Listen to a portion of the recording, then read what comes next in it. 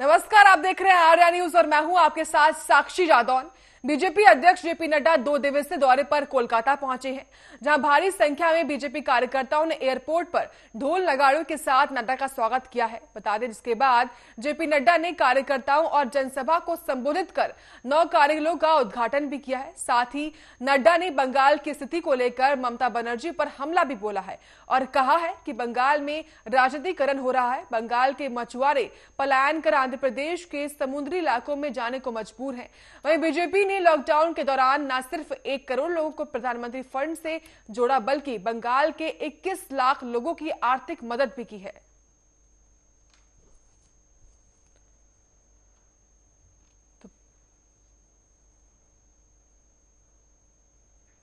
वहीं प्रधानमंत्री मोदी की अगुवाई में केंद्रीय कैबिनेट की बैठक का आयोजन किया गया, जिसके बाद केंद्रीय मंत्री प्रकाश जावड़ेकर, रविशंकर प्रसाद और संतोष गंगवार ने कैबिनेट फैसलों की जानकारी दी। जहां केंद्रीय मंत्री रविशंकर प्रसाद ने बताया कि सरकार देश में 1 करोड़ डाटा सेंटर खोलेगी। इस योजना को प्रधानमंत्री वाईफाई एक्सेस इंटरफेस नाम दिया जाएगा, जिसके जरिए देश में वाईफाई की क्रांति लाई जाएगी। इसके तहत सरकार पब्लिक डाटा ऑफिस भी खोलेगी, वहीं जिसके लिए किसी लाइसेंस की जरूरत नहीं होगी। वहीं किसी मौजूदा दुकान को डाटा ऑफिस में बदला जा सकेगा।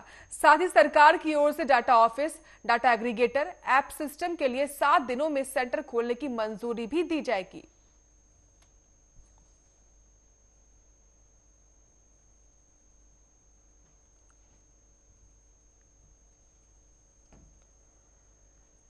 तो देश में वाईफाई की क्रांति लाने की मंजूरी जो है केंद्रीय कैबिनेट की बैठक में हुई, जिसके बाद ये फैसला लिया गया है। वही दुनिया भर में कोरोना वायरस ने कोहराम मचाया हुआ है। हालांकि अब वैक्सीन के चलते कोरोना वायरस का खात्मा होने की उम्मीद लगाई जा रही है। इसी क्रम में दुनिया में वैक्सीन को दिए जाने की प्रक्रिया भी शुरू हो गई है। यूके में लोगों को कोरोना वैक्सीन दिए जाने की प्रक्रिया आधिकारिक तौर पर शुरू हो चुकी है। वही सबसे पहले आयरलैंड की एक 90 साल की महिला को कोविड वैक्सीन का टीका लगा है। रिपोर्ट देखिए।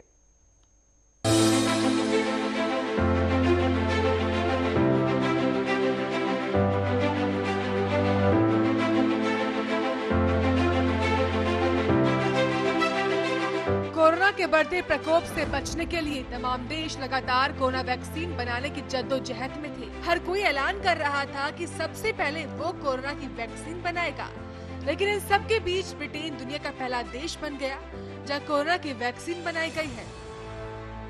और वहीं अब एक और उपलब्धि ब्रिटेन के नाम हो गई है। बता दें, ब्रिटेन कोरोना वैक्सीन फाइजर को प्रयोग करने वाला पहला देश बन गया है। सरकार ने कहा है कि सबसे पहले वैक्सीन अस्पतालों को मुहैया कराई जाएगी और उसके बाद ही क्लिनिकों पर वैक्सीन उपलब्ध होगी। वहीं इस दौरान उत्तरी आयरलैंड की एक 90 साल की महिला यूके के सामूहिक टीकाकरण कार्यक्रम की शुरुआत में फाइजर कोविड वैक्सीन लगाने वाली दुनिया की पहली महिला शख्स बन गई है। उत्तरी आयरलैंड की 90 साल की महिला मार्गरेट कीनन को दुनिया में पहला कोरोना वायरस का टीका दिया गया है। मार्गरेट कीनन ने कहा कि उन्हें कोवेंट्री के यूनिवर्सिटी अस्पताल में कोरोना वायरस की वैक्सीन हासिल करते हुए विशेष अधिकार महसूस हुआ है। वहीं बता दें, ब्रिटिश प्रधानमंत्री बोरिस जॉनसन ने टीकाकरण के इस अभियान को एक बड़ा कदम बताते हुए इसे वी डे या वैक्सीन डे करार दिया है। बता दें, ब्रिटेन ने पिछले हफ्ते ही फाइजर द्वारा तैयार की गई वैक्सीन को आपातकाल प्रयोग के लिए अनुमति दी थी। वहीं कोरोना से लड़ने के लिए होने वाले टीकाकरण को लेकर बताया गया है कि यह अब तक के इतिहास में सबसे महत्वपूर्ण जन टीकाकरण कार्यक्रम है। इंग्लैंड में 50 अस्पतालों को शुरू में वैक्सीन के संचालन के लिए हब के रूप में चुना गया है। स्कॉटलैंड, वेल्स और उत्तरी आयरलैंड में अस्पताल अपने टीकाकरण कार्यक्रम कर चुके हैं। दक्षिण लंदन में क्राइडन विश्वविद्यालय अस्पताल को वैक्सीन की डिलीवरी लेने वाला ब्रिटेन का पहला अस्पताल बनाया गया है। वही वैक्सीन की लगभग 8 लाख खुराक की अगले सप्ताह से यूके में उपलब्ध होने की उम्मीद है। हालांकि सरकार ने अभी तक 4 करोड़ वैक्सीन खुराक का ऑर्डर दिया है। ये 2 करोड़ जनता के टीकाकरण के लिए पर्याप्त है, जिन्हें 21 दिनों के अंतराल में वैक्सीन की 2 खुराक दी जाने वाली है। ब्रिटेन में कोरोना टीका लगवाने वालों को कार्ड जारी किया जाएगा। कार्ड पर मरीज का नाम, पता और वैक्सीन का बैच नंबर लिखा जाएगा। वही रिपोर्ट्स के मुताबिक प्रत्येक संक्रमित को फाइजर वैक्सीन के लिए 2 डोज लेने होंगे और दूसरी बार आने पर कार्ड भी दिखाना होगा। Special desk, Arya news. वहीं चीन के सैमिंग इंटरमीडिएट पीपल्स कोर्ट ने डच कलेक्ट्रेट को 1995 में गायब हुई बुद्ध की प्रतिमा को वापस करने का आदेश दिया है। चीनी हाईकोर्ट ने Dutch collector Oscar van Overeem के नाम आदेश जारी करते हुए 30 दिनों के भीतर प्रतिमा को वापस करने को कहा है। एक रिपोर्ट देखिए।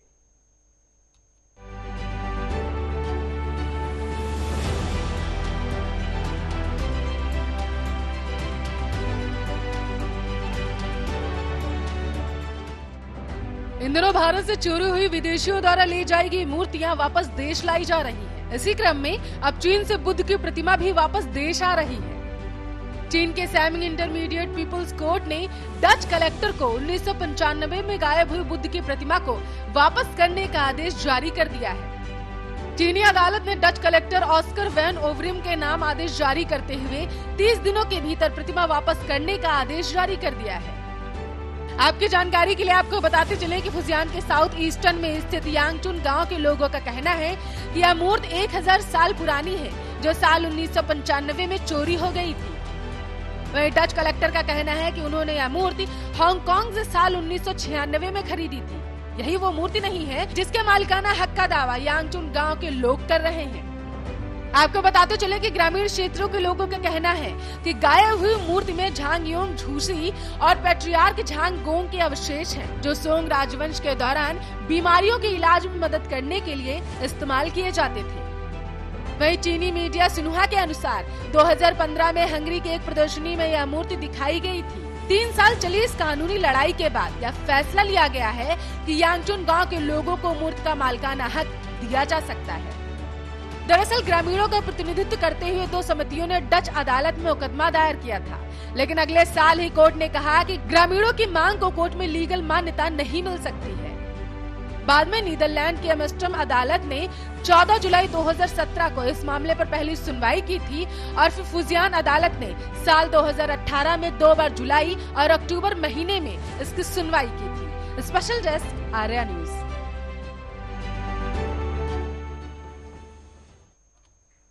वहीं गंभीर आर्थिक संकट से जूझ रहा पाकिस्तान दिवालिया होने के कगार पर पहुंच गया है। बची कुची पाकिस्तानी अर्थव्यवस्था की कमर कोरोना वायरस ने तोड़ कर रख दी है। इसी बीच उसके सबसे बड़ा दाता सऊदी अरब और यूएई अपने कई बिलियन डॉलर के कर्ज को वापस मांग रहे हैं। अब ऐसे में पाकिस्तान पूरी तरीके से कंगाल हो चुका है। एक रिपोर्ट देखिए।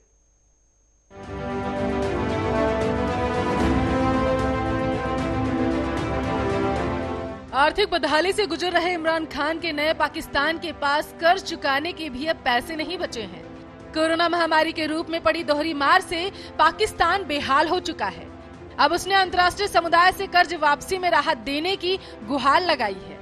इसके अलावा प्रधानमंत्री खान ने अपने सबसे बड़े दानदाता सऊदी अरब को मनाने की कोशिशों को फिर से तेज कर दिया है और चीन के समक्ष झोली फैलाना जारी रखा है। अपनी बदहाल स्थिति को देखते हुए पाकिस्तान के प्रधानमंत्री इमरान खान ने अपने कर्जदाता देशों और अंतर्राष्ट्रीय समुदाय से कोरोना वायरस महामारी के खत्म होने तक कर्ज की किस्त चुकाने से छूट का अनुरोध किया है। खान ने कहा है कि कोरोना वायरस महामारी के खत्म होने तक कम आय वाले और सर्वाधिक प्रभावित देशों के लिए कर्ज अदायगी को निलंबित और अल्प विकसित देशों की देनदारी को निरस्त कर दिया जाना चाहिए। पहले से ही आर्थिक तंगी से जूझ रहे पाकिस्तान की मुश्किलें कोरोना महामारी से और ज्यादा बढ़ चुकी हैं। इमरान खान सरकार अंतर्राष्ट्रीय मुद्रा कोष सहित वैश्विक निकायों से आर्थिक मदद की व्यवस्था कर रही है ताकि इस संकट से उबरा जा सके। आपको बताते चले कि कोविड-19 पर संयुक्त राष्ट्र महासभा के विशेष सत्र में पाकिस्तान के प्रधानमंत्री ने 10 सूत्रीय एजेंडा पेश किया था, जिसमें कर्ज चुकाने में राहत देने की बात भी कही गई थी।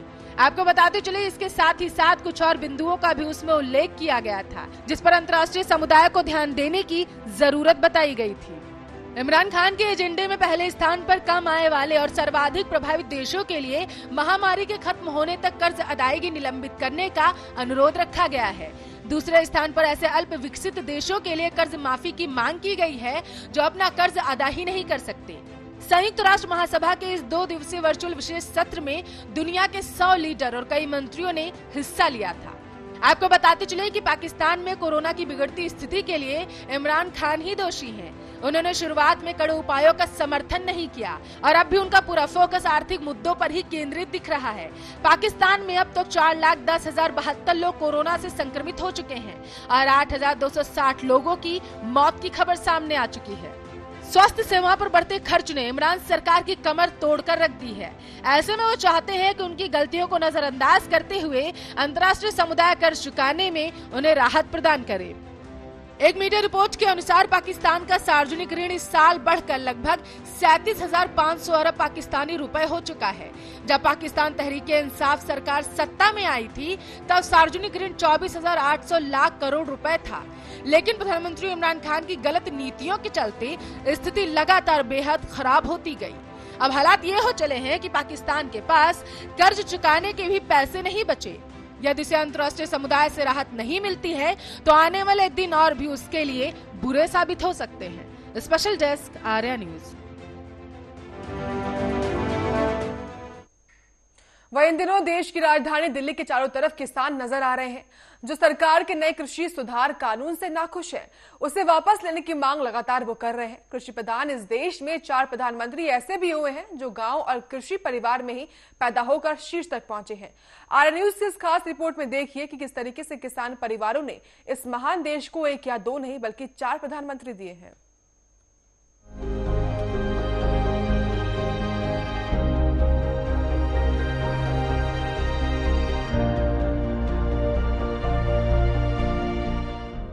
आज पंजाब और हरियाणा के किसान सड़कों पर हैं और वजह है हाल ही में केंद्र सरकार के द्वारा लाया गया किसान बिल। लेकिन देश की तस्वीरें हमेशा से ऐसी नहीं थी।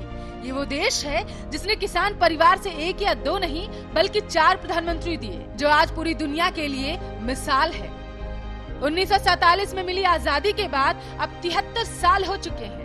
इस दौरान देश में 14 प्रधानमंत्री हुए। इसमें ज्यादातर पीएम उस पृष्ठभूमि से आए जो आजादी की लड़ाई लड़ रहे थे या फिर समृद्ध पृष्ठभूमि के थे।